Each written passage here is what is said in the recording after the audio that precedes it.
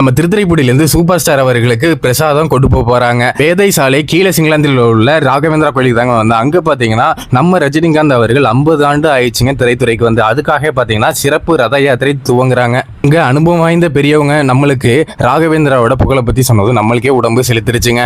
ராகவேந்திரா சாமியை வழிபடுறவங்க எப்பவுமே நல்லதே பண்ணுவாங்கன்னு ஒரு நம்பிக்கையா இருக்குங்க. அதனால நானும் இந்த சாமியை கும்பிட்டு மக்களுக்கு நல்லதே பண்ண போறேங்க. அந்த சொரம் மேலத்தாளம்லாம் ரொம்பவே சூப்பரா இருந்ததுங்க. ரஜினி அவர்கள் ராகவேந்திரா படம் நடிச்சதுக்கு அப்புறம் தான் இந்த கோயிலே கட்டப்பட்டிருக்காங்க.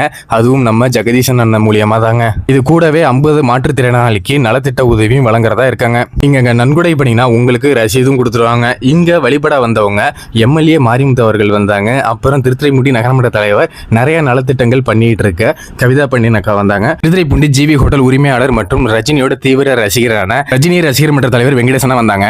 அரசு அதிகாரிகள், ஊர் தலைவர்கள் மட்டும் இல்லாம பொதுமக்களோட சேர்ந்து நானுமே வந்தேங்க.